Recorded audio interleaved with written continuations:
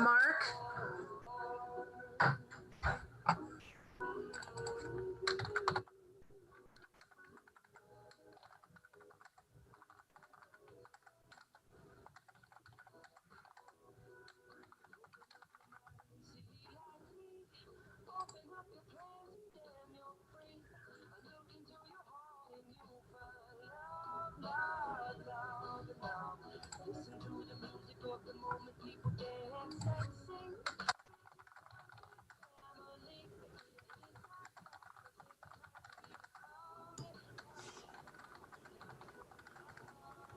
So everybody knows we are live now.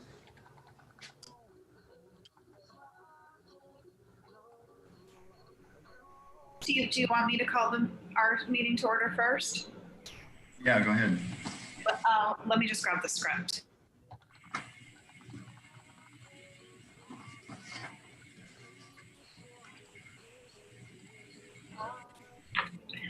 Good morning. I will call the emergency meeting of the Select Board to order, September 14th, 10 a.m. As a preliminary matter, I'm Dawn Holgate, Chair of the Select Board, and I will confirm members that all members are present and can hear me. Melissa Murphy. Aye. Jason Bridges. Hi, Dawn. Christy Ferrantella. Here. Matt Fate. Here. And we also have town staff members, Erica Mooney. Present. Roberto Santa Maria. Here. Libby Gibson. Here.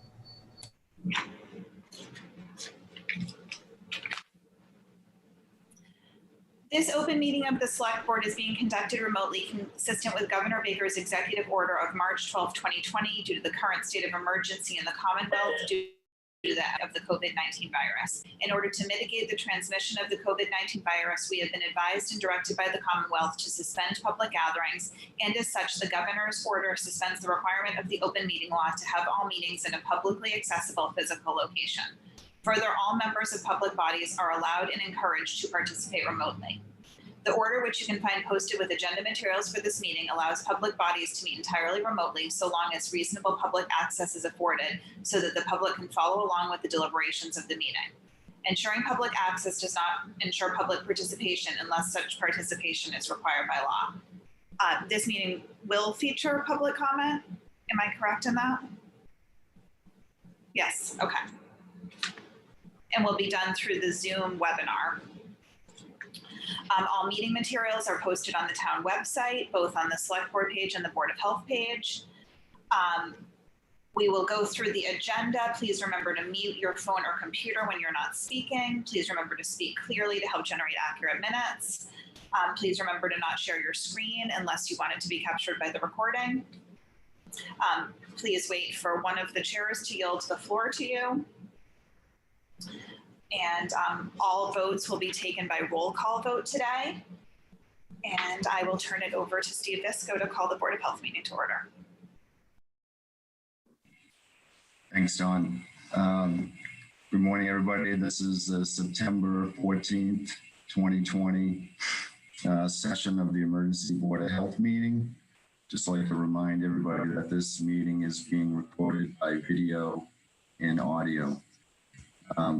By roll call, could I acknowledge that the board members present as I see you? Melissa Murphy. Present. Meredith Lepre. Here. Malcolm McNabb. Present. Jim Cooper. Here. Steve Visco, chair, is present. And as the Select Board Chair, Dawn Holgate, alluded to a few minutes ago, provisions for these open meetings have been provided by the Commonwealth. So I don't go through that whole thing again. With that, I think I'll turn it over to, I believe, Roberto to get us started. Just don't share as present and Yes. So I know Gary is trying to sign on too. I don't see him in the attendees yet. He's here. He's on. Everyone's here. Okay, made it. Okay, thank you. We were just texting. Okay, so let me go ahead and share the screen just to do a quick overview. Wrong button. There we go, much better. So I'm going to try to keep this in the standard format, just so it's familiar and we can go forward through there. So first, real quick, where we are with testing. As of yesterday morning, we had 7,800 tests, 20 CastNet testing. The surge has temporarily increased the amount of testing per day. So we now know, if you remember when I gave the presentation, I believe it was last week, is we would know by the 21st whether we had a Labor Day surge, and we now know that there was spreader events that are happening in Labor Day. We have had 26 cases in 5 days. Contact tracing is still in progress. Even though it says 26 here, we had another 4 come in this morning from yesterday's tests, so that'll be 30. So where are we at the metrics?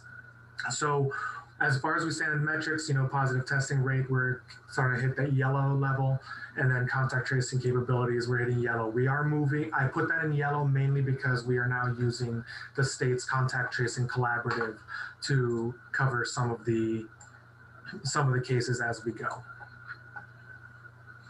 So where do we stand? If you remember in these metrics, we want to keep it, the first one, under 10%. Currently, it's 1% out of the total, 1.8% out of those tested on Saturday, and then 4.22% of our 7-day running average. That is the big one. The 7-day running average is the one that we should be paying attention to, and we're starting to push that 5% threshold, that halfway limit. So we're going from there. No individuals who have died, thank God, we've still got just down to 1. And then we keep the number of patients in the hospitals at 0. We want to keep it that way. The qualitative response for the healthcare system readiness is still there. The testing capacity is definitely still there. And the contact tracing is, we're still with the ability to keep up with the demand, but where there is difficulty, which is why we're using CTC in order to fill in some of those gaps. But a big one that you'll see it in the report that I wrote that I sent you yesterday, and it's in this presentation today, the sewer predictive index. That's what we're going to be monitoring primarily now, because that shows how the spikes are moving. I'll get to it at the end here. So just real quick, age breakdown. You'll see that this is starting to alter a little bit. You'll see the movement. You'll see here 9% is a little bit more for those under 20. 20 to 29 has moved to 40% as we've had more 30 to 39 people show up positive. The sex breakdown is still relatively the same, just a little bit more males now than we had before. So with the racial breakdown that we're seeing, we have the large scale demographic breakdown on the left, where you see, Black non-Hispanic, Black Hispanic, white non-Hispanic, white Hispanic, things like that. We're seeing a lot more people identifying as other than we saw before, but they are identifying as other Hispanics, which is why you will see the second chart on the right, where we're starting to see it's starting to get closer to a 50-50 split, not 50-50, but getting closer to that even split in the Hispanic, where that number used to be closer to around 20% until these last few days. Point of origin of the cases, still primarily Massachusetts. You'll see 61% of them are from Massachusetts. Only 2 of those cases are not Nantucket. People who don't list Nantucket as their primary residence in Massachusetts. So of that 61%, only 2 of them are not Nantucket people. So you'll see our cumulative incidence. You'll see my report explains cumulative incidence a little bit more in depth. It is really important to understand that cumulative incidence is a big thing that you will see people use. There is a large pseudoscientific group here on the island that is more akin to the QAnon conspiracy theory than anything else, which you'll see them using cumulative incidents to support their claims. Cumulative incidence always has a trend of positive because it is additive. You're adding all the cases together. So what you're going to see is in the red, That is the cases from the last 7 days. That is the spike that we're seeing right now. So it's easy to show a lot of exponential or geometric growth because you're adding 7 cases every day or 4 cases every day. So it looks a lot worse than it actually is. So cumulative incidence is not the best metric to use, but I wanted to bring it up today because we're getting a lot of questions about it because people are using cumulative incidence as a kind of a scare tactic. The better case to use, let me move to metrics, the sewage metrics first. So where do we stand with sewage? This is actually the Surfside treatment plant that we're seeing here. So on the September 8th sample, we saw the spike is starting to drop down, which is great news, but at the same time, we must maintain vigilance. So we did see a predictive spike. We kind of knew this was coming. We just didn't know that it was going to be as large as it was. We knew we would see an uptick in cases caused by Labor Day. That was expected. It just, in this case, a lot more people presented than expected. We're hoping that in this coming week, you'll see that the case is starting to go down. And when we get our final response, I believe the BioBot samples are sent off today. If we get that response by Wednesday night or Thursday morning, I'll be able to present it on Thursday's Board of Health meeting. But we're hoping to see that either straight across, kind of a flattened curve, slightly elevated or slightly below, but we're hoping not to see a spike like this. This is going to be our biggest predictive indicator that we're going to be looking at, because what we have found is that the sewage indicators predict the caseload at least a week in advance. So with that information, we can take preemptive measures. And in this case, we would be able to see where the predictive index shows, and we'll be able to take more a preventative measure on Thursday if needed. So you'll hear, if you remember the terms that we were giving before called flatten the curve. Flatten the curve was the term that we kept using. That is the metric that you will be hearing us use a lot as well, which is the daily incidence. So with the daily incidences, you'll see it here. I've also I fixed this graph in the report. Thank you, Melissa, for pointing it out. It was showing 1900 as the dates. That's actually Excel. I forgot to put the data series correctly, so it was pointing it as the beginning of time. So this is correct now. It's, starting August 1st to today. This includes today's 4 cases.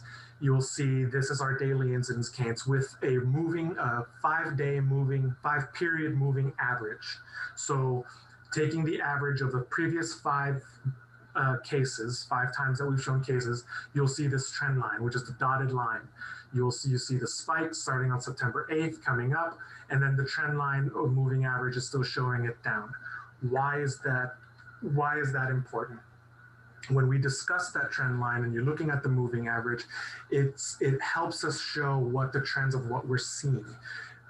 With COVID, we know that cases start showing up between 4 to 14 days is when they start showing symptoms.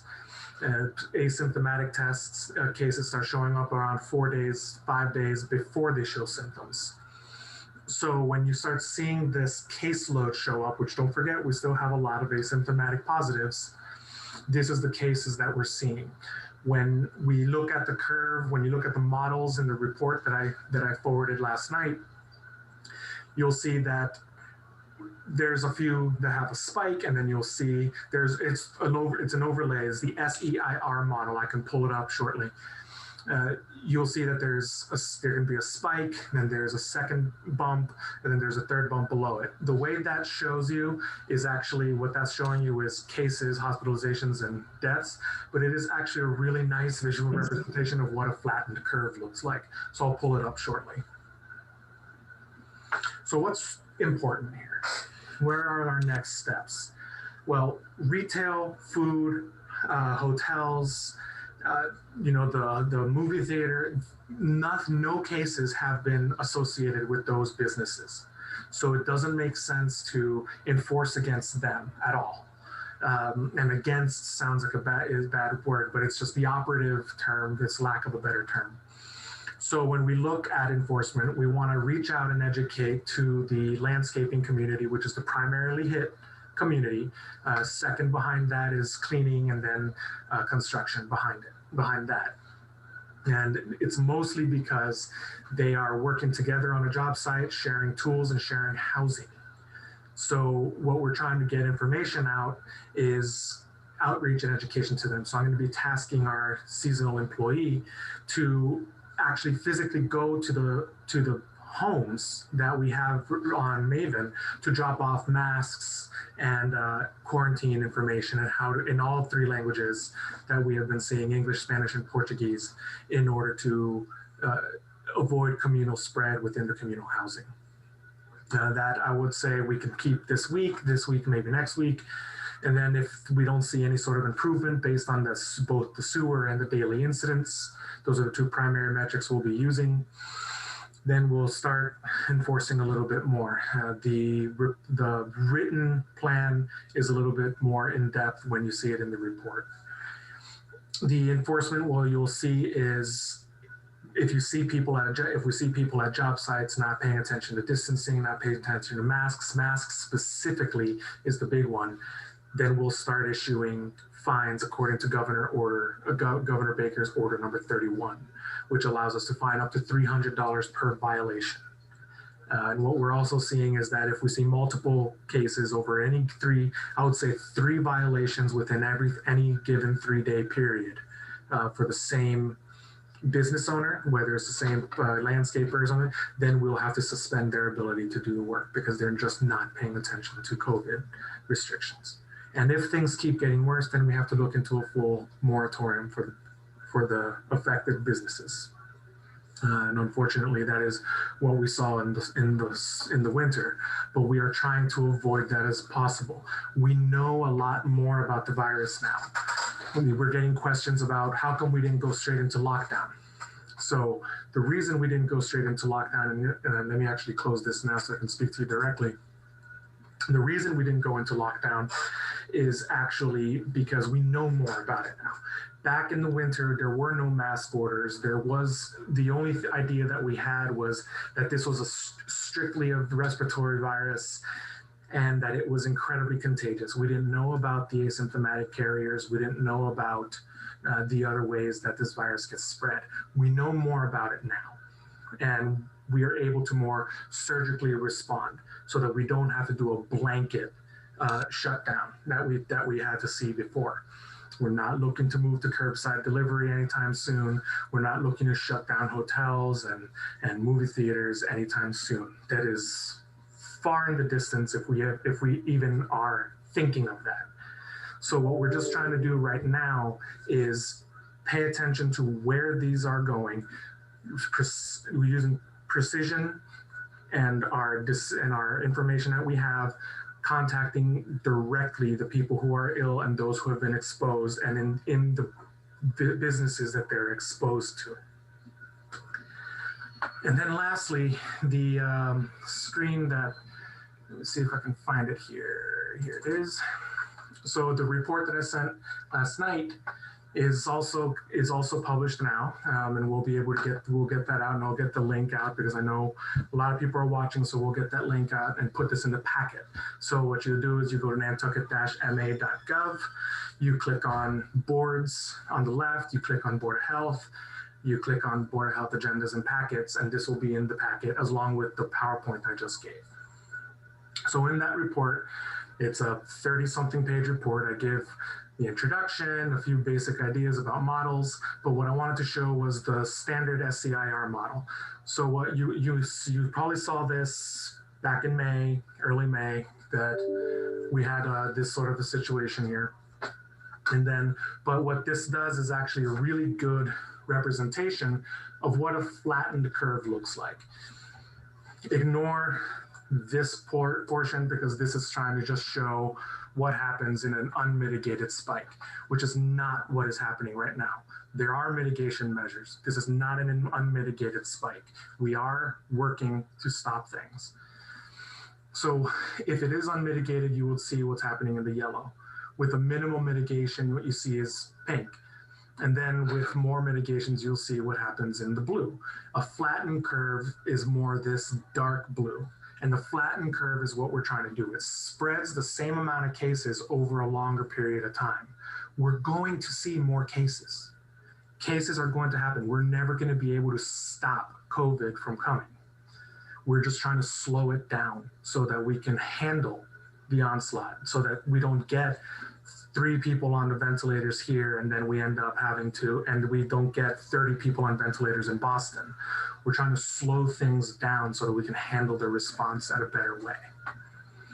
And with that, I know there's a lot of questions, and I'm going to try to get to those questions here.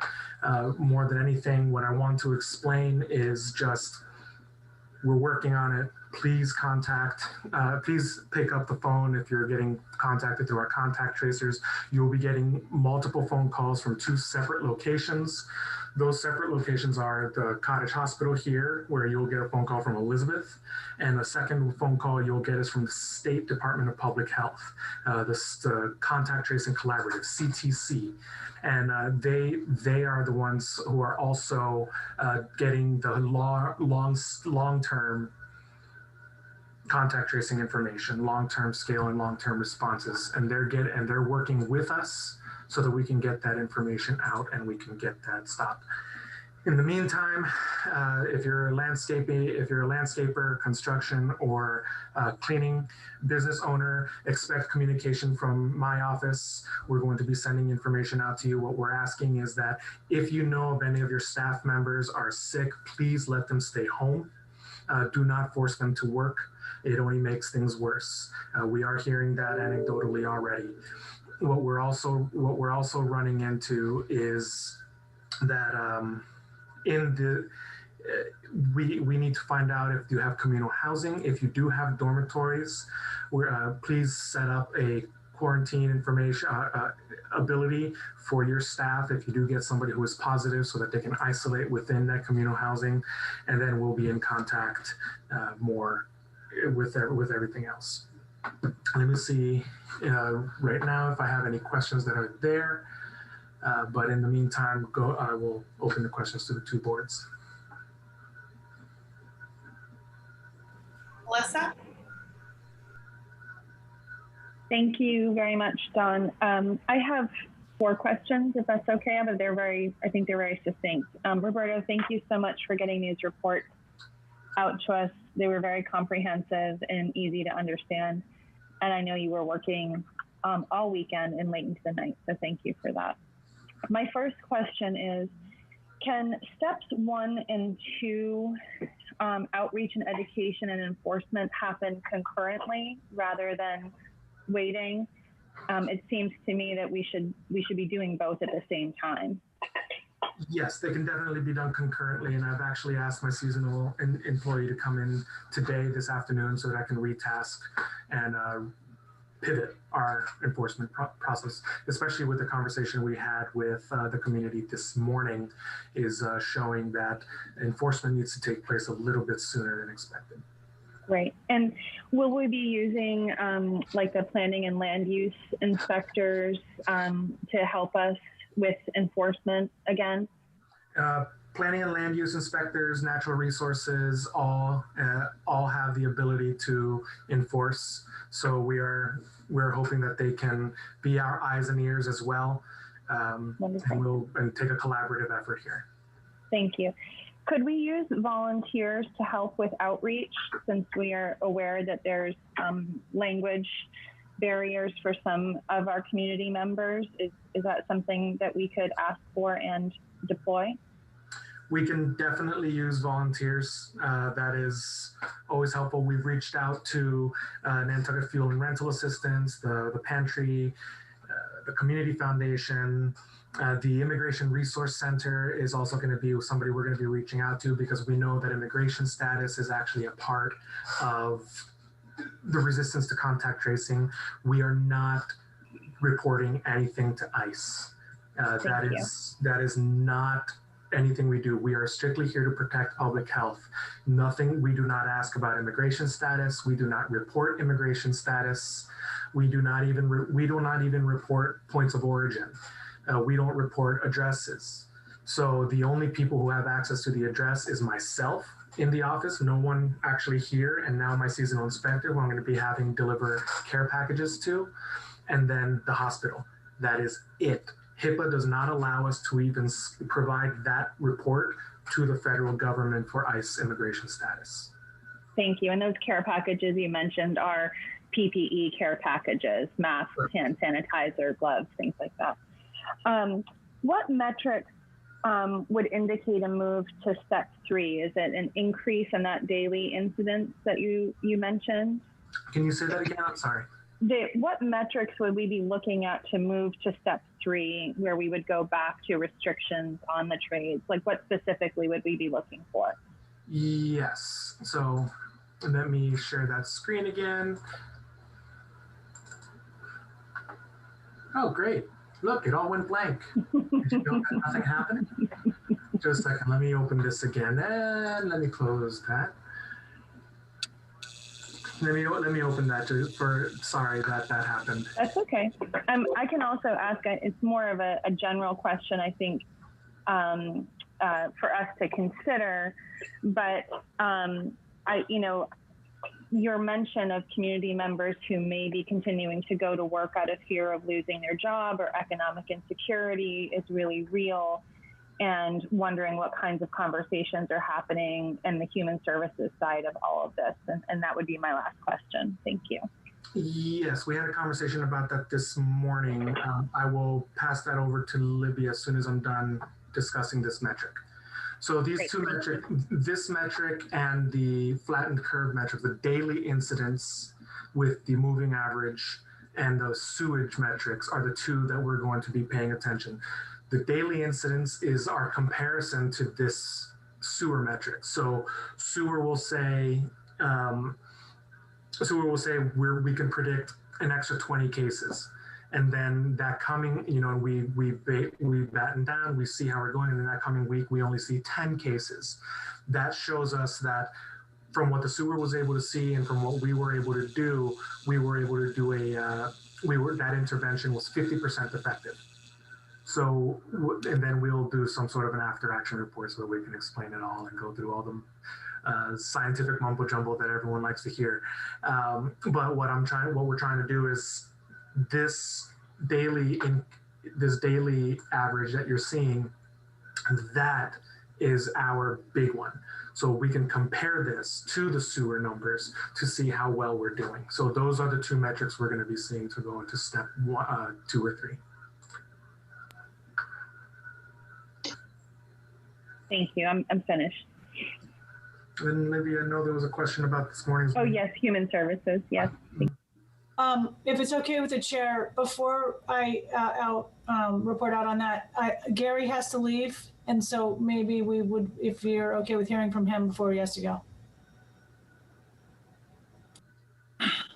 Hi, Libby. Thank you, and appreciate the opportunity to have a few words. First, I want to commend everybody that's come in over the weekend and worked hard into late evening, late in the last week to address this particular cluster. Certainly, we're all in this and putting the throttles forward, and can't say that I've ever worked with a better team. So thank you to the town, thank you to the health department and the staff at the Cottage Hospital. The Cottage Hospital is running incident command.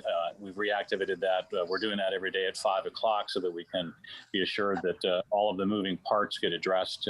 Obviously, there's a great concern with this particular cluster in that we are dealing with a situation where we have individuals that live in higher density housing, as Roberta had mentioned. So any assistance that the town needs that we can provide, we're certainly here for you. We are reviewing all of our protocols at the Cottage Hospital. We do feel that we're ready, as we have said in the past, to address what comes our way. The portico is open. I would just tell the town, those that are listening, that it has gotten extremely busy. And I'm sorry if folks do get frustrated when they come to an area where there's normally a dozen or so cars and there's 60. Unfortunately, we also today started the annual flu vaccination program, which is extremely important in this pandemic to get a flu shot. That has started today, and so we have people coming for flu shots as well as people in other cars coming in to be tested for COVID. So please just be patient. We do intend to keep this portico going throughout the winter. It's been a tremendous success to find COVID and be able to support it on an ongoing fashion, to flex it up and down as we need to. So thanks to the town for supporting the CastNet program, and thank you to the town people for coming in and utilizing it. I hope you're finding it a good service. As Roberto had said, we don't have any admissions for COVID currently, but we would have a goal that if we do have a patient that comes in that's in respiratory distress, we will take those folks off the island as soon as possible to get them to a higher level of care, and that we know COVID can go from relatively not good to really bad very quickly. So that would be the expectation, so that we don't allow the Cottage Hospital to be overwhelmed. I support everything that Roberto is doing in this incident. I think that the recommendations and measures and planning steps are spot on. I think that we are in a different time where we know more about this virus and how it spreads. I can't stress enough that personal protective gear at this point in time is your most important resource, and it should be used if you are in an impacted household. I would highly recommend that the members in the household are wearing personal protective gear in their homes, and then replenishing that as necessary. That will help stop the spread and break the chain in homes. So I'm encouraged by this meeting. Thank you for the opportunity, for the time. And I'll default the questions over to Roberto. I've just got to run off to another meeting, but thank you so much, Libby. Thanks, Gary.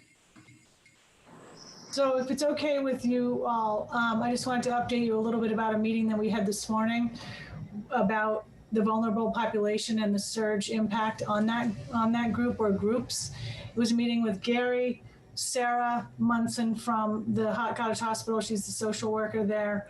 Roberto, myself, Taylor Hilst, our Human Services Director, Rachel Day, Maria Pardita, a leader in the Hispanic community, and Janice Carrero from Nantucket Fuel Assistance.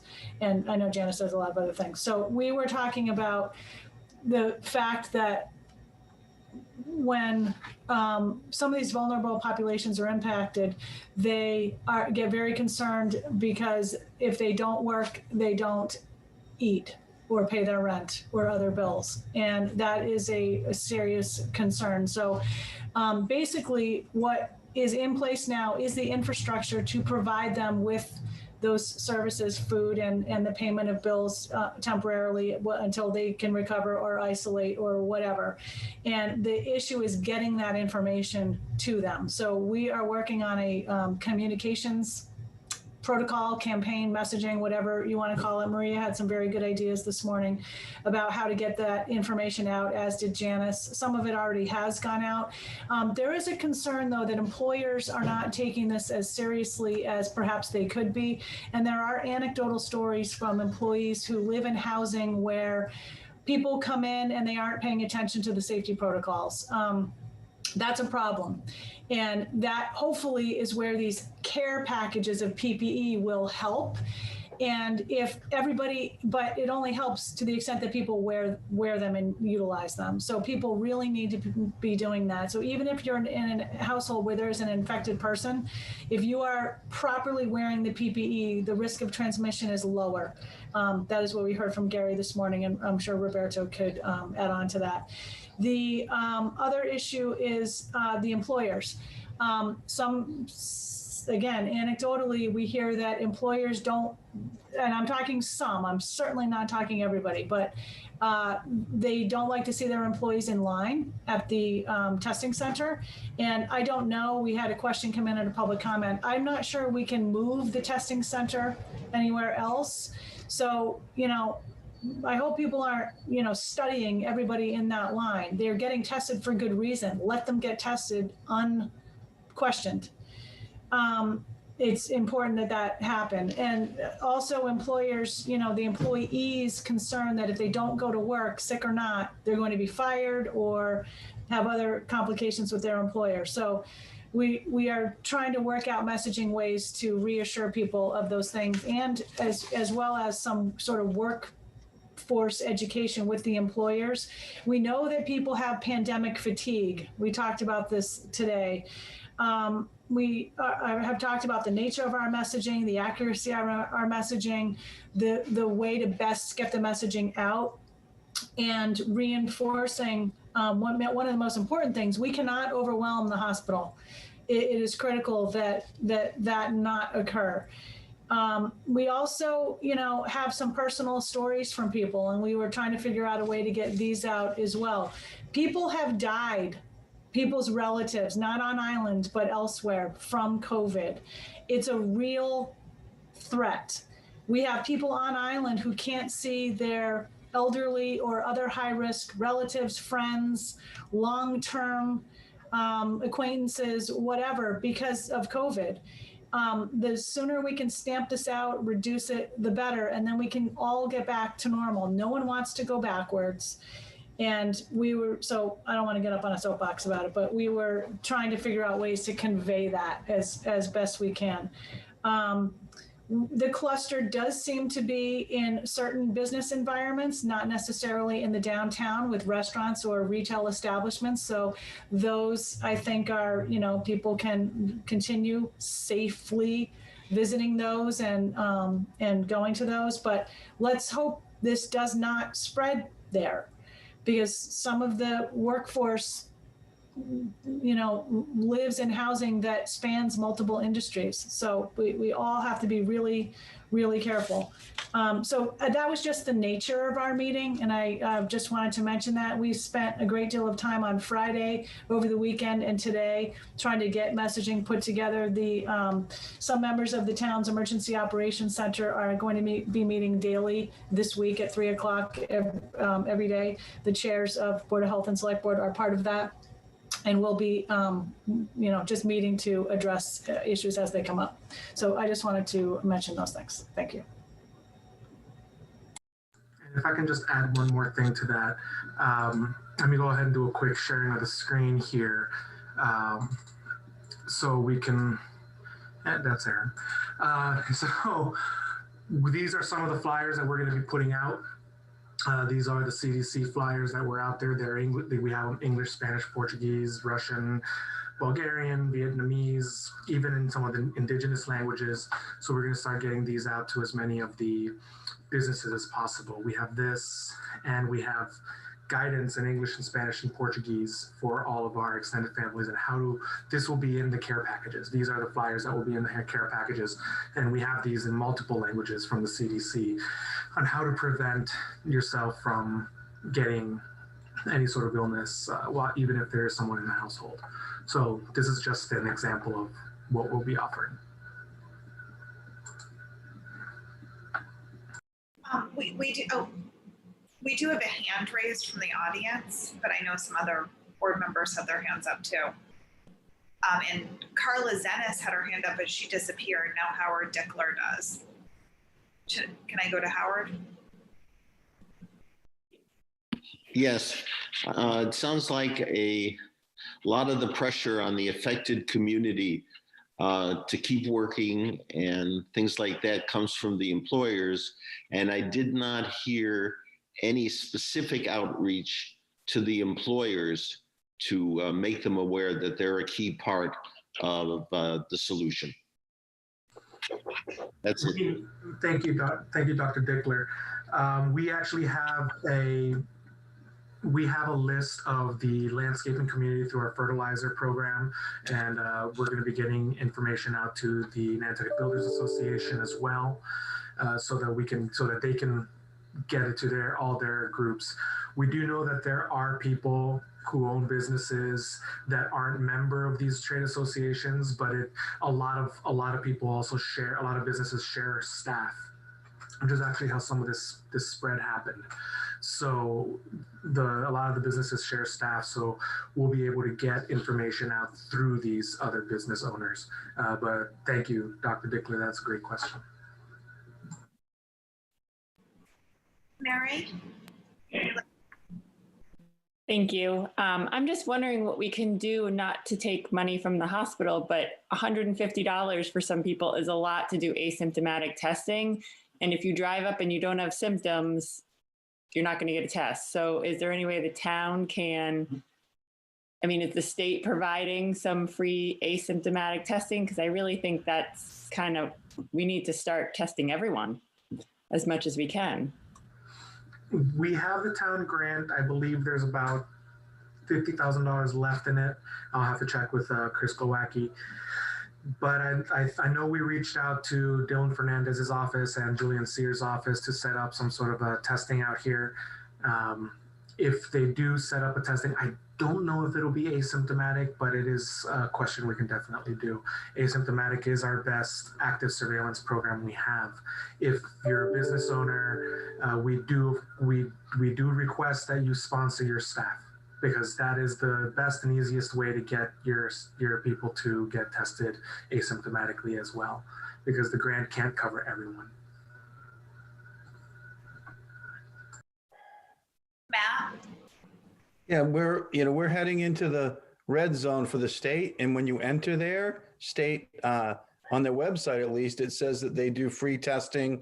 They'll send the National Guard if you need them. They'll do a bunch of things. This is what they're doing in other high-risk communities, sort of Lowell and Lawrence and Chelsea.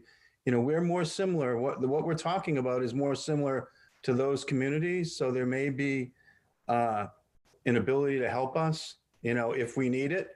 And I think we should not be afraid of asking for it. In regards to housing, I think one of the,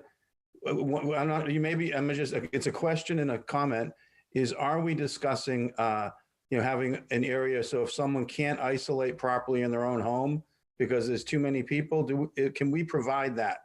Has that been discussed? Because that has been effective in some communities where they, and it's great to hear that we're going to pay their bills and help them out so they don't have to work from that reason.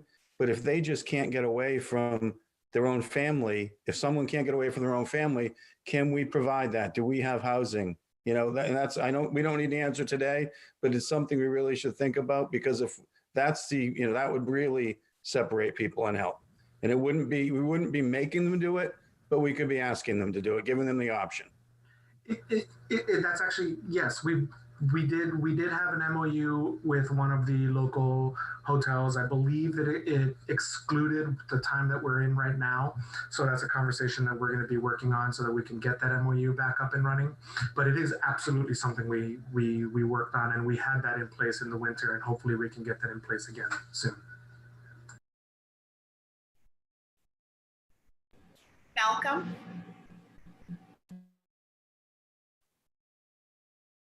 I want to get a sense of how long we're going to wait. I mean, I thought perhaps it was now time to go back to the March restrictions on some of these businesses. Are we going to look at it Thursday? We do have a meeting on Thursday. Because I want to get ahead of the curve, not behind it. Oh, of course. I would prefer if we wait till at least a Thursday meeting. I don't want to shut down any March level restriction. And if anything, it would probably be more prudent to move to the April level restriction, where it was 6 people per site. Right. Because if we just close things down, people who have been in compliance from the very beginning, there are many landscapers who have been in compliance and construction and cleaning. They have been in very good compliance, and we can see they've actually been showing us our daily log, and they've been emailing me their COVID compliance officer. They've stayed on top of it as much as possible. We'd also be punishing them, and it's kind of going after a cockroach with a bazooka. So it would be better if we, more surgically remove the issue. So maybe, if anything, moving it back to a more strict 6-person per site type, where we were in April. And if things if the sewer predictive index as well as our daily incidence index doesn't show improvement, then we can move to a closure. Okay, so I wouldn't recommend it right now. we'll review it on Thursday. I have a couple more comments, if I may. I'm concerned we don't have, you talked about doing this surgically. I'm not sure we have enough surgeons available. Because we have talked about this for the last 6 months about enforcement, having people do enforcement inspections, and we always seem not to have enough for some reason. And again, is there some way, as mentioned before, have volunteers or the town pay for, part-time people to do this, who at least have other language skills as well. Because I think maybe one mistake that we've made over the time is we really haven't had enough enforcement out there. I know about comments on that. Then I have one more comment if anyone has a comment on my comment. No, absolutely. We were struggling with a lack of people before. We've kind of ironed out some of that, especially with some of the governor's orders allowing the increase of the ability and delegation of authority. But the volunteers aspect is actually huge, and I think that would be a good one, mainly because what the issue we're running into here is actually more the compliance type situation outside of work as well. So it's the volunteers who have multiple language skills. I think that would be very, very effective. So I encourage everyone watching that if they're interested in that, is to give the health department a call. And the other, I don't want to take all the time, but the thing I see, we also have to remind people that one of the worst places to be is in a car full of people without your masks.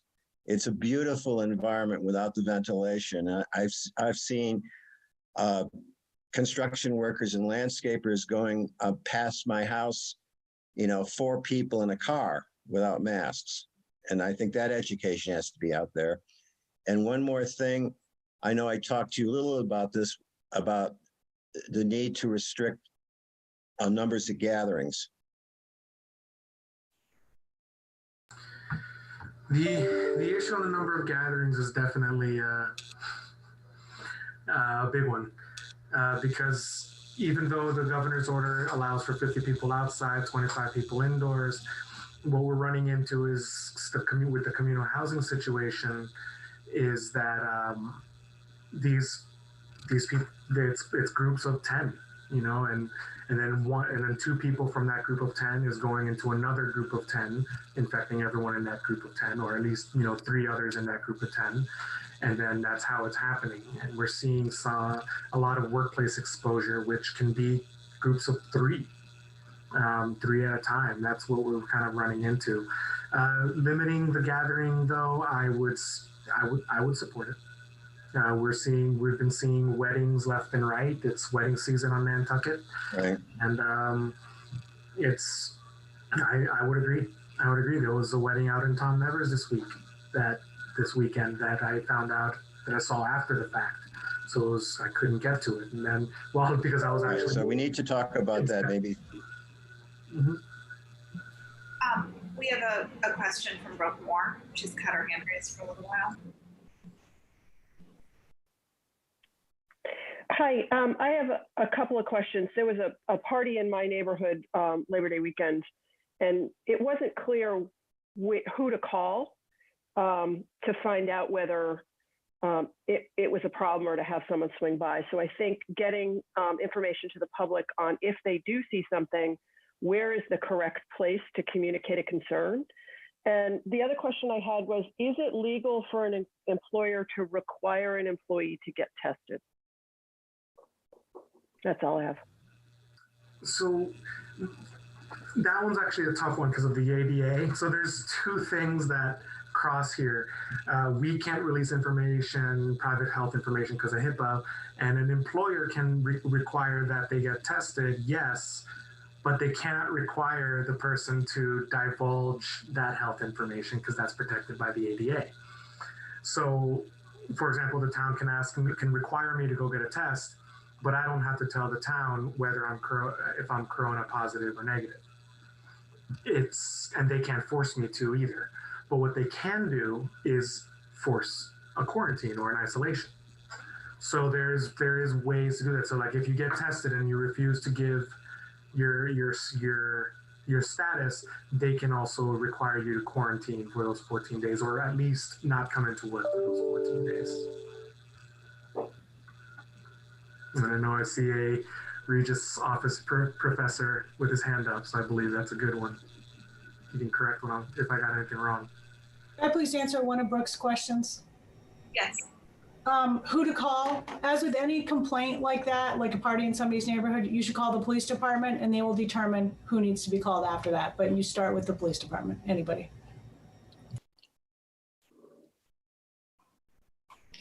Richard Willis? Police. Police? Yeah. I'm a half-time Nantucket resident and a professor of public health at Regis College at Roberto just identified. Earlier, Roberto, you talked about contact tracing, and in fact, it sounds like a two-step process. Somebody from the hospital and someone from the state. I was involved early on with the state contact tracing, tremendous resistance to that. And in my public comment, a general comment I sent an email, you're going to continue to have resistance to contact tracing. Especially, my feeling is that a lot of these folks are worried about whether we say they're going to be involved in not, they're going to be involved in not with ICE involvement and other things. How intensively can we do contact tracing at the island, at the Nantucket level, and not rely on the state contact tracers? The great majority of all our contact tracing was done on the island level. We're using the CTC for these last few cases because it was just a lot of people in a short period of time. I believe the CTC only ended up contacting, I think, five or six of the most recent cases of the last 26. The rest are being done in-house. Thank you.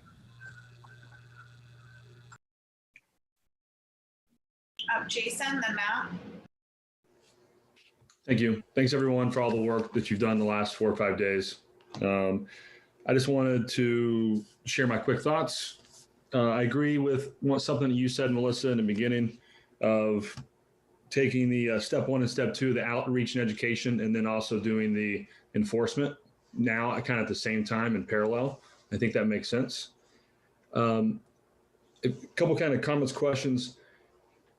We're focusing on these industries because the people who have the positive tests work in these industries, but did the community spread happen while they were working? Did it happen outside and they happened to be tradespeople? If that's the case, I think that once we do this outreach to this specific industry, we should send more outreach to the restaurants and to retail as well, right? Because if we feel that we've dropped our guard a little bit, let's up our guard across all industries with the time that we have. I know it's a lot, but the email coming in to me, my little cafe that I can share with my staff, and so we can focus on managing our line and anything that we can do, I think is helpful. And then one little question is, Roberto, you said that 4 more cases came in this morning. Could possibly more come in today from testing, or is that it until tomorrow? I believe that those 4 more cases that's it till tomorrow, because those were all the cases from all the tests from this weekend. Okay, thanks. So I believe that's it. We've sent more out this morning to the Broad Institute, but I don't know if we'll be able to get it back before that 5 o'clock deadline. As far as the guard let down, yes, everyone has let their guard down, and we need to re-up all our vigilance. The mask signs downtown, people have gotten used to just seeing them there now, and they're ignoring it. So we need to pivot and get that guard back up. Matt had his hand up, then Christy did. Yeah, I agree with, sort of step 1 and 2 being concurrent. I agree with Malcolm, who talked about enforcement, and, I will make another plug for an enforcement plan that we know who's doing what, when, where, and with measurable metrics, so we can track whether it in fact is happening. And if it is, and when we do the plan, if it has holes in it, we identify them and we find a way to fill those. And so I just, I'm just going to keep beating that drum.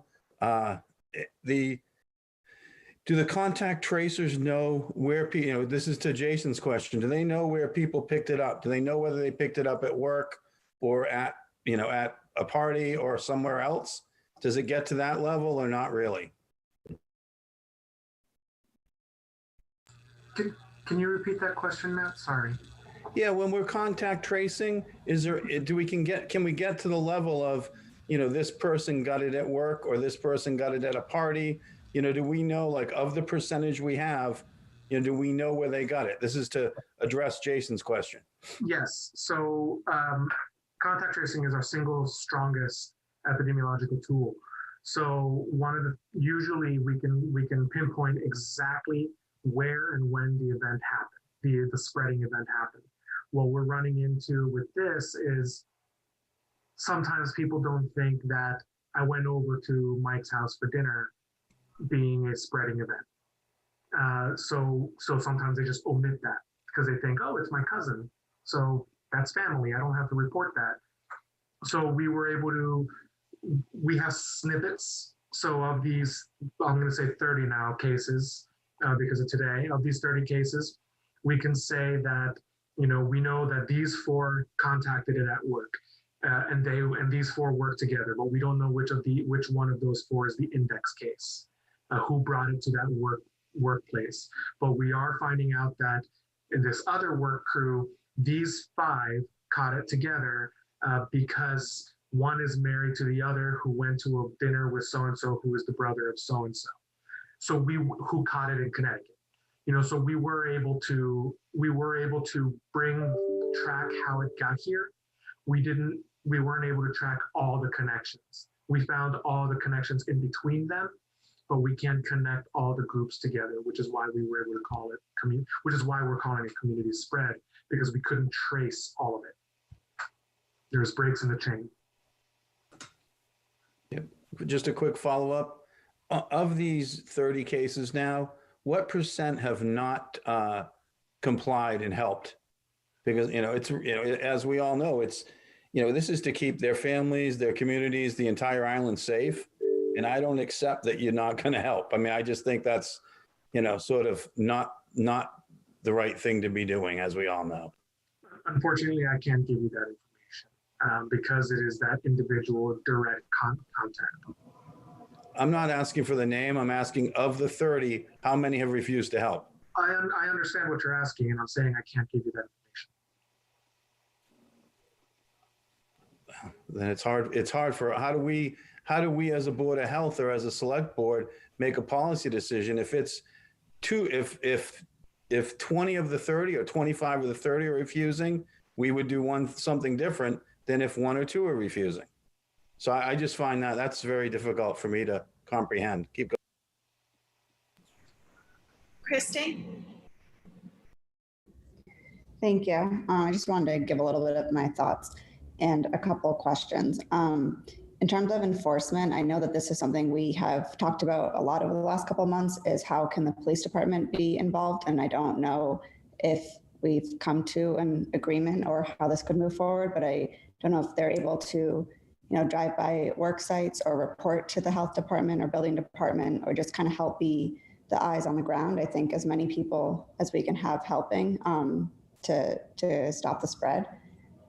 In terms of an enforcement over a shutdown, I think that Melissa's right to start with 1 and 2, start getting the enforcement out there and finding people if they're not complying.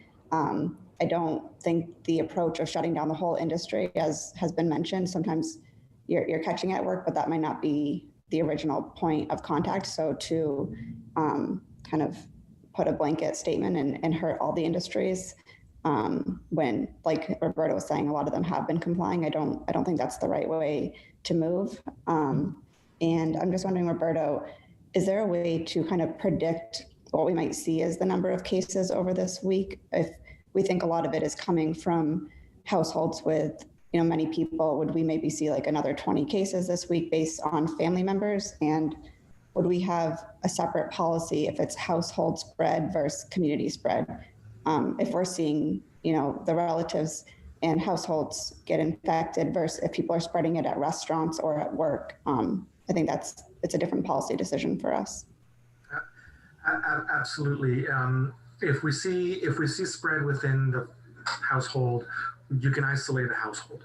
It's a lot easier to pay attention and guide that information. As far as if it's work or if it's community spread, there's definitely two different approaches. What we've been seeing over the past 8 months now is isolated pockets, exactly what you just mentioned. Households getting it, and then that's it. We'll get a husband and wife, a son and a daughter, all come back positive over the course of a week, and then it never goes anywhere from there because they're able to quarantine. But I think one of the best explanations that we saw was actually coming from Dr. Pearl recently. Is what we've seen so far is people getting sick, and we're seeing 2 people in a household, 3 people in a household. So if my wife gets sick, she can hang out in the guest room until she feels better, and I can deliver food from the hallway. But in what we're seeing now, sometimes with these households is, you can't isolate a bunk. You can't isolate a bed from another bed in the same room. So it's a little bit harder. It's a lot harder. And that's just kind of where we're at. And like you said, we're not trying to punish the businesses. Melissa? Thank you, John.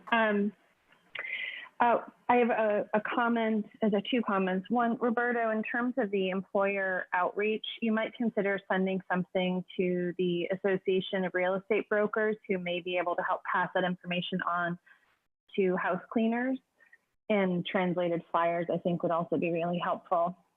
And I want to respond to something that you asked about, Matt, in terms of the percentage of people responding. And I think you have, and that's shared among many community members, a sense of frustration with people, quote unquote, not responding to contact tracing.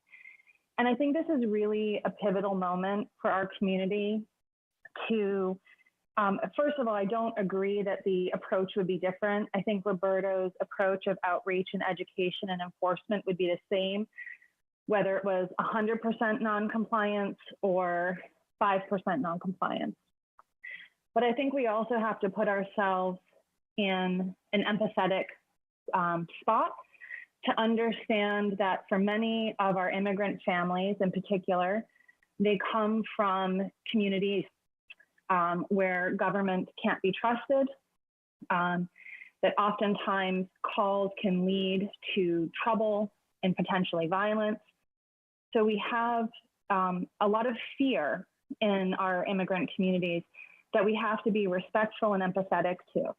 And I, for one, I very much fully agree and think that Roberto's tack of outreach, education, and enforcement, particularly for employers, is really the right tack so that we can educate our community members that we are their partners, where their health and well-being of themselves and their families and their friends is at the forefront of our concern. And being punitive with folks who are not complying suggests that they just have a blatant disregard for other human beings. And I really believe that that's not the case with the majority of them. And I think this is a healthy moment for us to really and truly see all of our community members.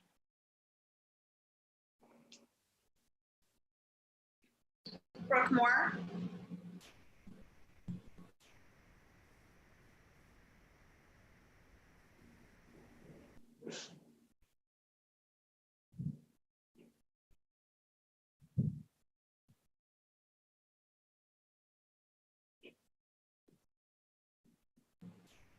Oh, I just got my yep, now I'm unmuted. So I want to add on to what Melissa said and remind people that each of us is doing risk assessment on a minute by minute, hour by hour basis for ourselves and our families. and the factors that present risk to each of us differ dramatically depending on our personal situation and experience. And I think the points Melissa made cannot be reiterated loudly enough, that there are different fears among undocumented folks in our community that may well outweigh their fear of the virus. And I think we have to be compassionate, supportive, and respectful of the experience of everyone in our community. And frankly, the noise that is out in the public space right now, the accusations, the condemnations, are not helpful and certainly will not encourage people who are afraid to come out and share their information with regard to contact tracing.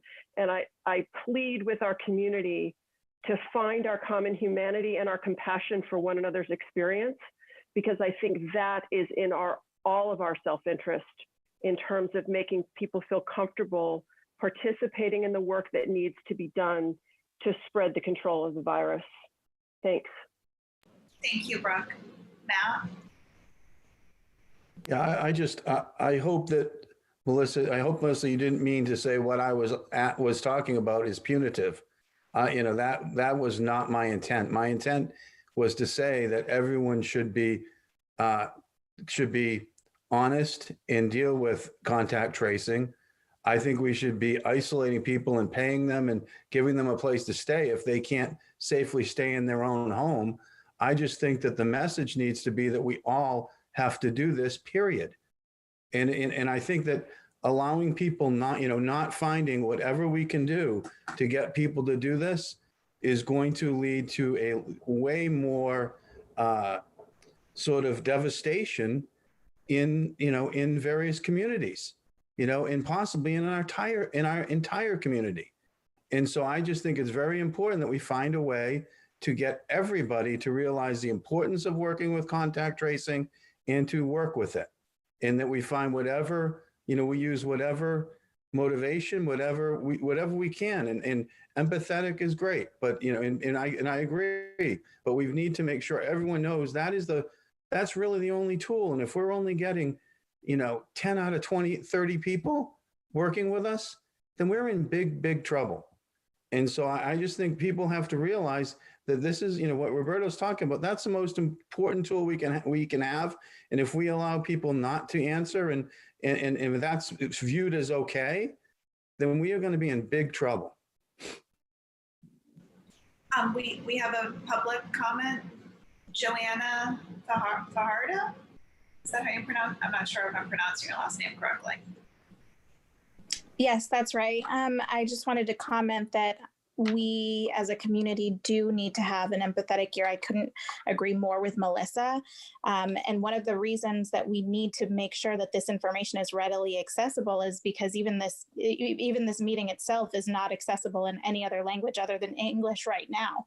I'm willing to do whatever I can to help in terms of language needs, but this is a need that's been longstanding in our history. We have to recognize that not only is our community increasingly diverse, but information needs to be readily accessible to people. And in terms of education, there needs to be outreach to reach people who have different registers of education and really empathetic.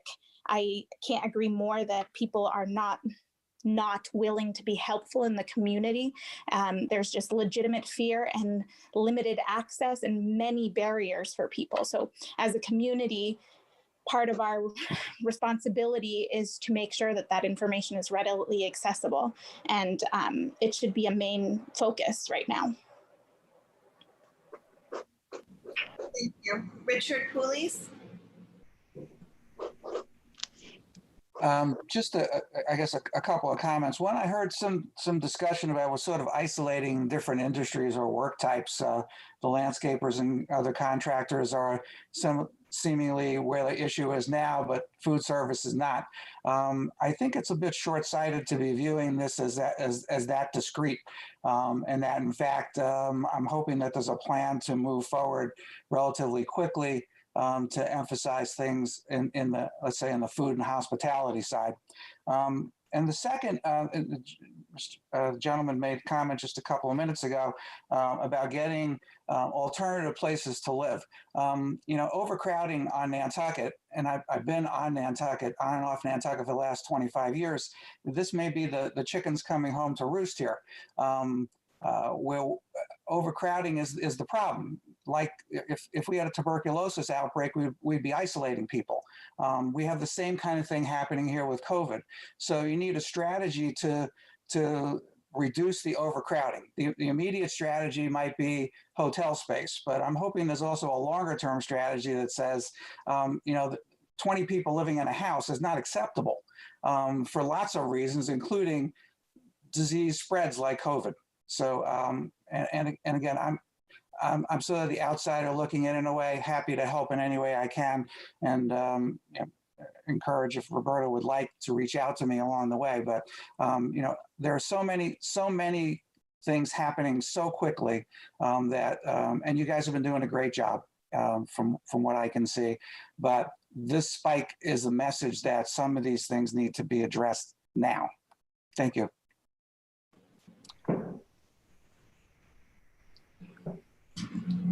Can I make a couple of comments?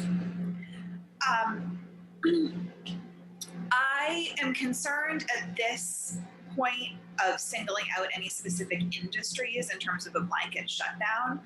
And this is my perception of what's been happening here. I think that everyone has gotten a little bit comfortable and started to feel a little bit safe getting up to the end of the summer season where we don't have the same kind of influx of visitors. I mean, of course, we still are having some, but I think that people felt like Labor Day was kind of a finish line, or at least a big mile marker point in this, and that we came through with very few cases throughout the summer. And I think that everyone, including, I would say I'm guilty of it, of letting my guard down a little bit and seeing more people, my kids seeing more people.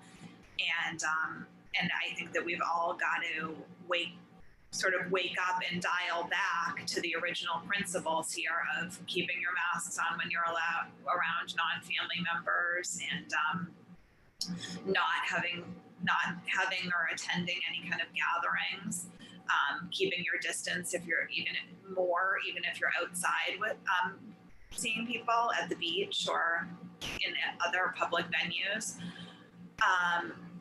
before we single out specific industries where maybe it's just a couple of pockets where the spread has potentially happened of people riding in cars together. I think is a key thing to get outreach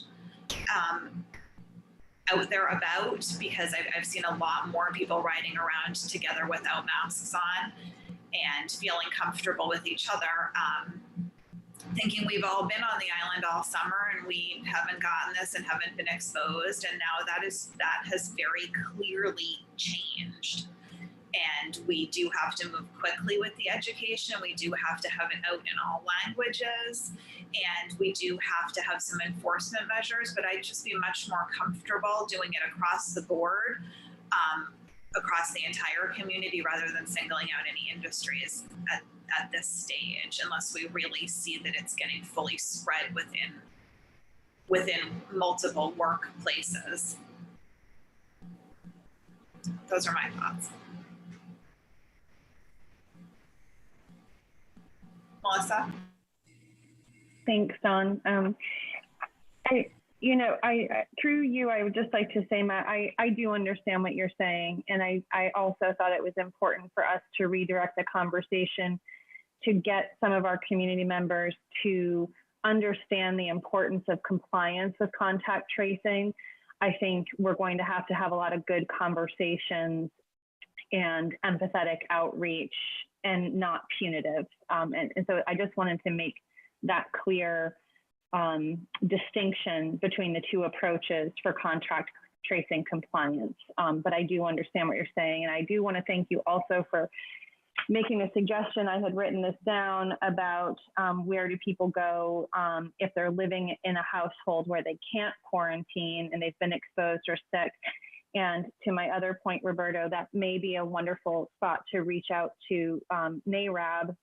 There may be people who have rental houses with availability that aren't filled yet and may have rooms that they would either donate or rent. So, or there may be some opportunities there, and I can think of a few off the top of my head. So I just wanted to throw that comment out. Thank you.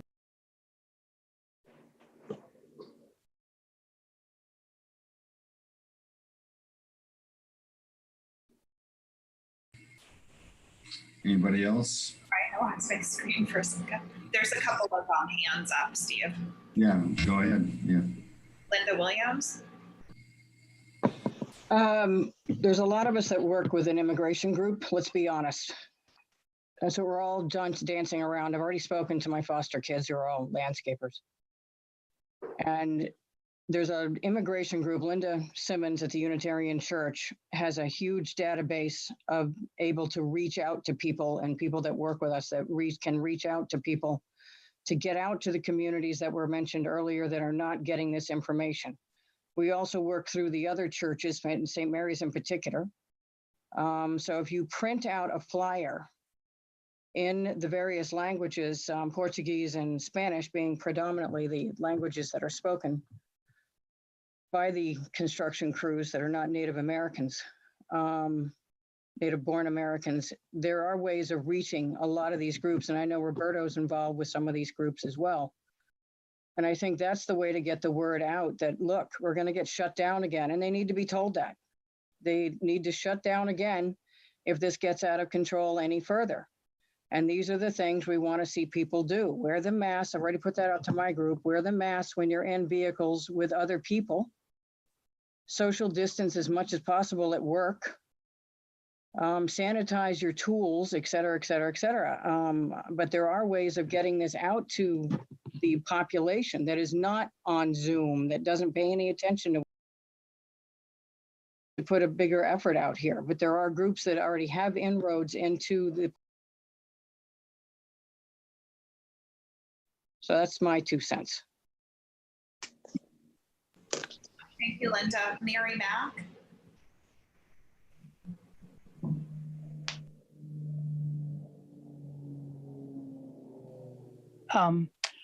I just wanted to say that I used to have a house cleaning business years ago, and the turnovers, people would come in at or people would leave at 10 a.m. and then new people would come in at 4. But what I was thinking is, I don't know if this helps, but perhaps have a cleaning supply require them to clean after themselves with bleach and stuff like that before they leave. And perhaps that would cut down on the risk to the cleaning people that come in after, and maybe make the turnover not so quickly, but maybe a full 24 hours before new people come in. That's it.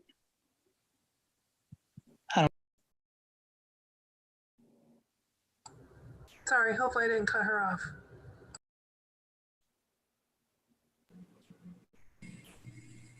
There had been another hand up, but I it's think she was finished. Jason. Yeah, I just think this is a great opportunity for us for this community to come together. We did it in April and May, and it wasn't easy. Everybody has different fears, their livelihood, their health, their family members. So this is another moment where we can come together to cut through some of the fear, to communicate, to reach out to others, to try to navigate through this. And it's probably going to happen again sometime in this fall and winter. I just see it as another opportunity for us to have another successful 2 or 3 months like we did this summer. And so I just see it as an opportunity for us to come together. And things that I've heard today have really made me feel hopeful. The empathy and the communication level and reaching out to all the industries, I think can do that. Charity Benz.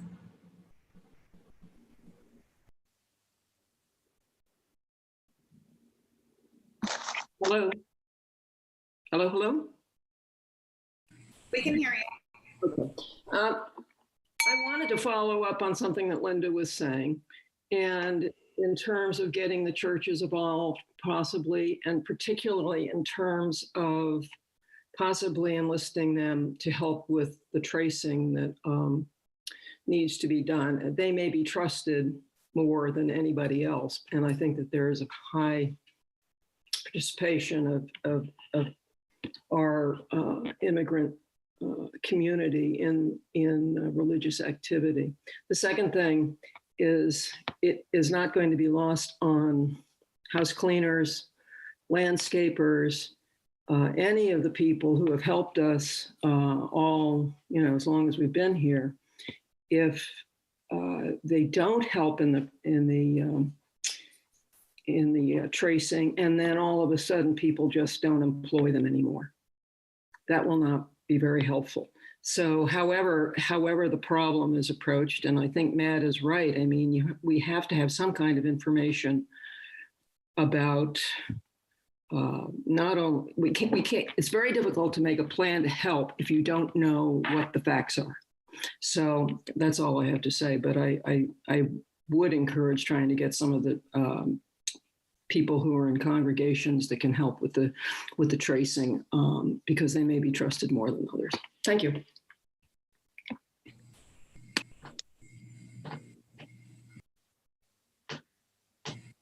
Are there any other hands, Dawn?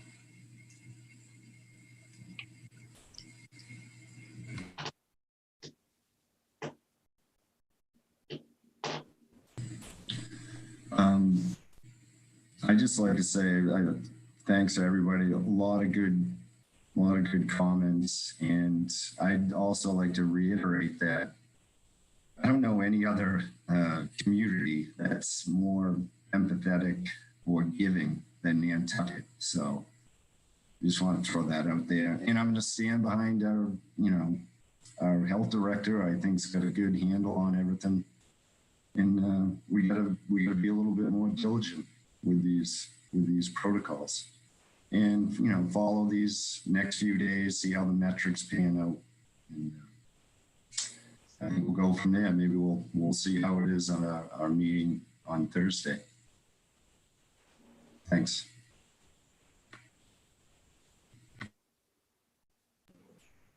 Does anybody else have any more comments today? Mary? I'm just wondering, with the enforcement, will there be, I mean, it seems like there hasn't been, other than maybe the one ticket that was written, like, are the police going to come on board? I just think if somebody hears about sees a party and it's 8 o'clock at night, I'm assuming that Roberto's probably home. And I totally agree with that, but I'm just wondering, like, how are we going to do this? Because it just seems like maybe the police haven't, and I totally understand there aren't a lot of them right now, but how are we going to enforce things when the health department's closed? Chief Pittman has his hand up. Okay. You can respond to that. Yeah, good morning. No, the police are on board with this, have been for quite a duration of time. We're just not the primary enforcement organization, but every time we come across something that is, people don't break up or don't do whatever, we ask them, then we do let the health department know about it. The officers have been given instructions that they're supposed to take the name of the person responsible, pass that information on to the Board of Health, and then the Board of Health has said they'll follow up with it. We quite frankly just, other than a few, I guess you'd call them morons out there, where alcohol probably was influencing their thinking more than anything else, we're able to deal with it in other ways rather than referring them to the Board of Health. But so far it has been working, or I'm not aware that it hasn't been. I don't believe there's been a lot of tickets issued by the Board of Health, so there must not be a lot of violations going on out there. Thank you. Roberto? So Chief has hit it right on the head.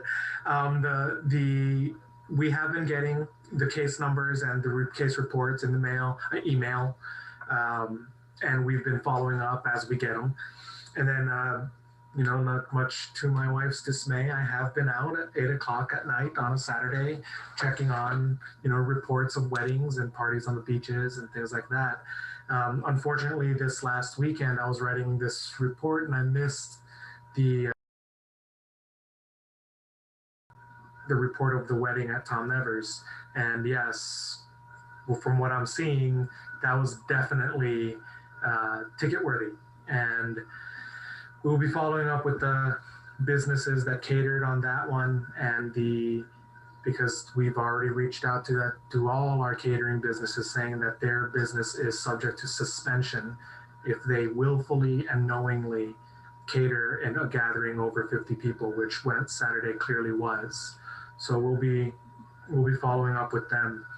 But yes, the police have been very good at forwarding us all the cases as they hear it, and dispatch has been calling me when they get cases as they come in. So what we're going to be doing is having to step up enforcement on the weekends as well, offering overtime, things like that. Matt?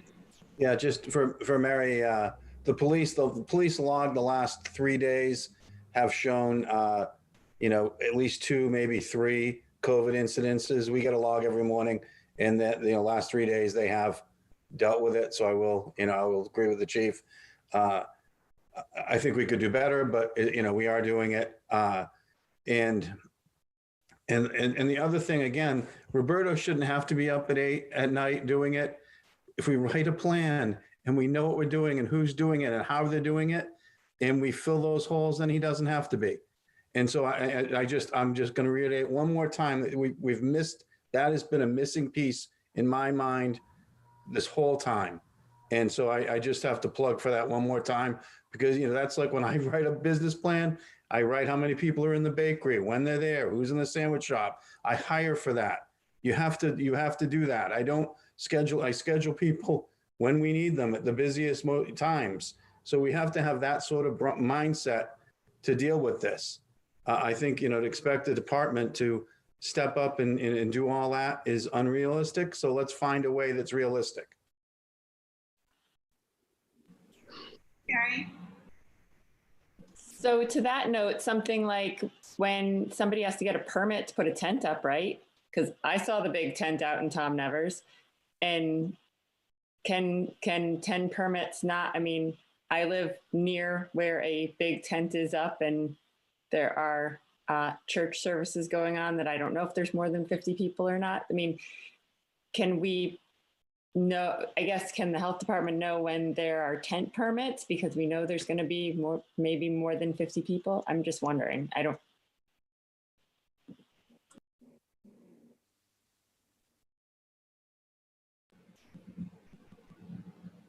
Linda Williams has her hand up. I'm not sure about the tent permit. Tent permits are issued by the building department under building department permit issuing authority.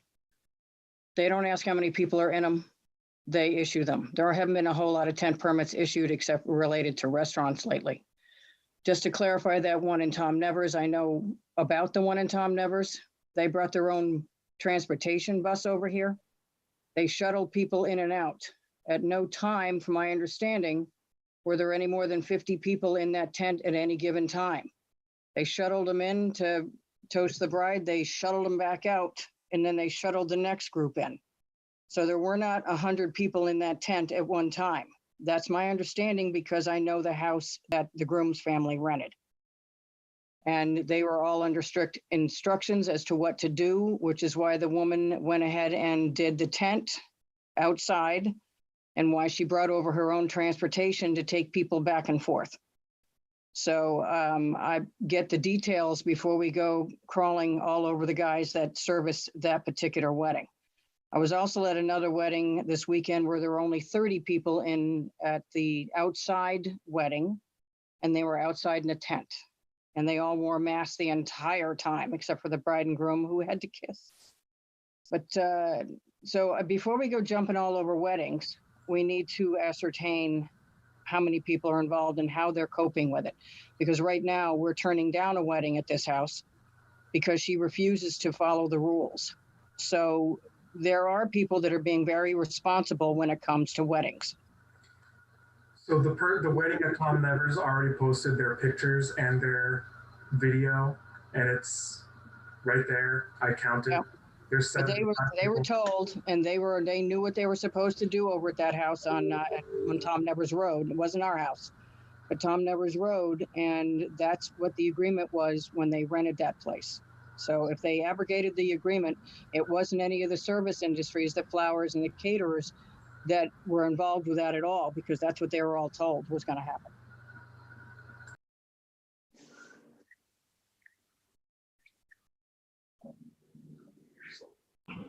Melissa? This, I guess, is to Steve. Do we need to, or Roberto, do you need a vote from this board in support of Roberto's initiatives and tack to our Thursday meeting, or is this consensus of this board and the select board enough for you to implement those today?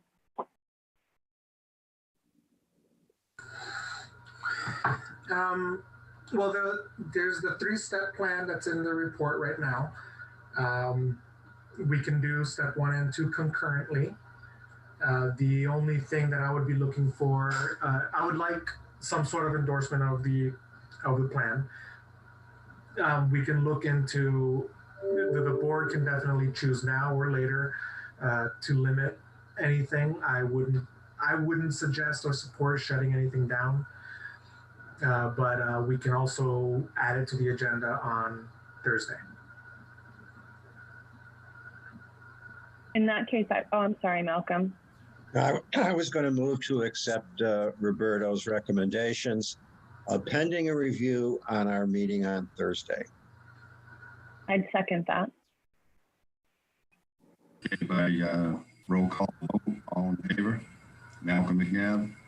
Yes. Melissa? Aye. Meredith Leckery? Yes. Jim Cooper? Yes. And Chair Steve Isco says yes.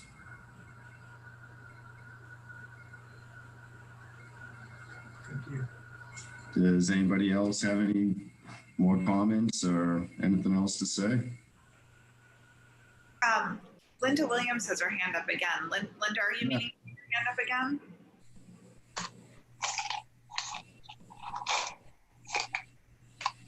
No, I just forgot to take the hand down. Okay, well then Matt Peel has his hand up.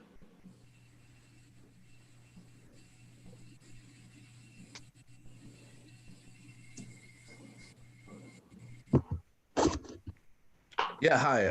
I just wanted to kind of chime in and, I'm on the restaurant side of things here on Nantucket, and just kind of hearing from everybody on the board is a little concerning in the direction that things are kind of headed a little bit. That, I feel like this is kind of turning more into a race issue than it is pure the facts. And the fact is that this hit a certain race inside of our community. As unfortunate as it is, I kind of feel like the select board is leaning more towards, coming down on everybody, including the restaurants, when it's been very clear, and Roberto said that the restaurants have had there's no tracing back to the restaurants at all.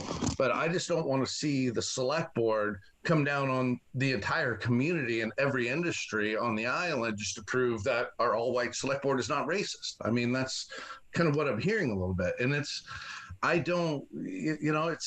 very concerning that that's kind of the direction I see you guys leading into. And it's not. I mean, it's unfortunate as it is that it hit this side of the community, but I hope that we can educate. There's things that we can do with tracing and all of that we do for anybody in this community. And so I just don't want to see, because this is, it's hit a certain, part of the community, that everybody's affected, to prove that you guys aren't singling out a certain area of our community. That's all. Matt, I don't think that there's been actually any evidence of there being any specific race singled out here, just a recognition that there may be a few different languages that are impacted. It's definitely across the board from the data that I understand in terms of race. And I actually, I take a bit of offense to that. I think we were talking about more measures that everyone can undertake in terms of just going back to the things that we know that work, like hand washing, keeping your mask on, not getting into big groups of people. And then that allows the non-shutdown of any industry. I don't think I heard really from anybody today. Well, I mean, maybe there was a little bit of discussion about maybe putting some protocols back into place that existed this spring, but I don't think that there was a broad decision on doing any of that. It's more of getting the word out, getting the enforcement out, and sticking to the things that we know that work. Roberto himself was very clear about not making a recommendation of shutting down any industries right now. Does anybody else want to add to that? I feel the same. You feel the same way, right? I don't think this is a race issue at all. The virus is the virus, regardless of race.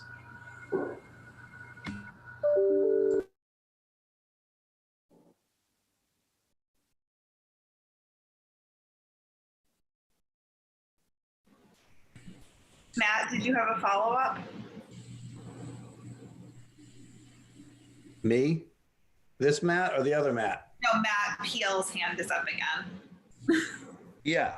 Sorry, I'm not, suggesting that you guys are making this a race issue. I just don't want to see it become anything like that. So that's why I'm putting it out there now. There's, there's lots of overcrowding, things like that in every race on this island. And a couple of things I heard in the meeting were people leaning towards an entire shutdown. And we heard from some other people as well. And I'm not singling anybody out, but that they would like to see an entire shutdown of the community rather than just this certain, rather than the landscaping, construction, or whatever side of the community.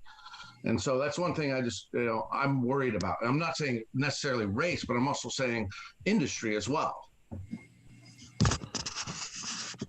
Brooke Moore has her hand up, then I'll go to Matt, then Melissa. I have someone who's trying to comment. Carla Zenas has been trying to comment. She was just texting me, and I'm trying to figure out. I see. She's asking if she can type a comment. Never mind. She wanted to type something, not speak. Okay. Never mind. I was confused. Matt, B. Yeah, I don't think any of us want to shut this down, but if this continues and ramps up, we will have no choice but to do that. And so what Roberto is suggesting is tightening up things that may have slipped and paying closer attention and enforcing better over the next couple of weeks, and hoping that we get this into some sort of into some a more manageable situation once again. I don't think anyone is but the shutdown, I think people need to realize that if this continues to head the wrong direction, that's what will be necessary, because the virus doesn't care what color you are or how old you are. It's gonna, if it can infect you, it will infect you. And so I think that's, I've had, so anyway, I could go on, but I just think that people need to pony up and do the right thing. And we need to encourage them to do that. Melissa?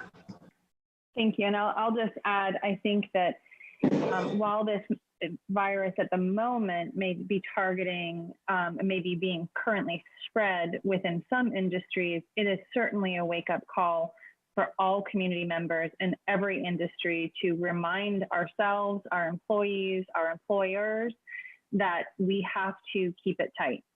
We have to go back to basics in terms of hand sanitization, hand washing, personal protective gear, so that we can protect the health of all of our community members in all industries.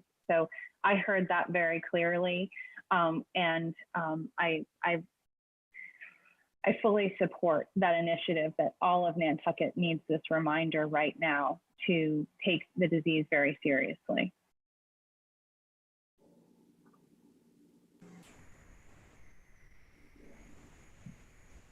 I think we're in a good place to probably wrap this meeting up, and then by Thursday for the Board of Health, you'll have a little bit more data.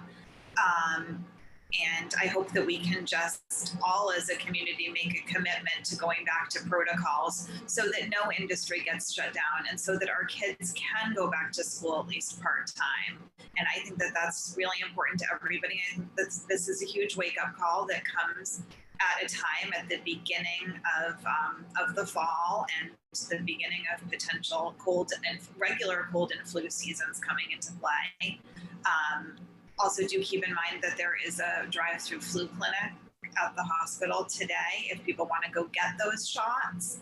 And I think that that's basically what all there is to say at the moment. And we're just hoping that this doesn't get much worse and that everybody can kind of take a few clicks back and remember all of the protocols that we had such a good handle on earlier this season that maybe have slipped a little bit. I can take a motion to adjourn the select board portion. Malcolm. I was going to make a motion to adjourn the Board of Health. Okay. Second, sorry. All in favor by roll call. Melissa Murphy. Aye. Jim Cooper. Yes. Meredith Lepre. Yes. Malcolm McNabb. Yes. And Steve, Mr. Chair, says yes. I'll make a motion to adjourn the select board meeting. Second. All those in favor by roll call, Melissa Murphy. Aye. Steve Marantella. Aye. Matt Fee. Aye. And Don Holgate, aye. Jason had to drop off. Thanks, everyone. See you soon. Thanks. See you guys. Take care.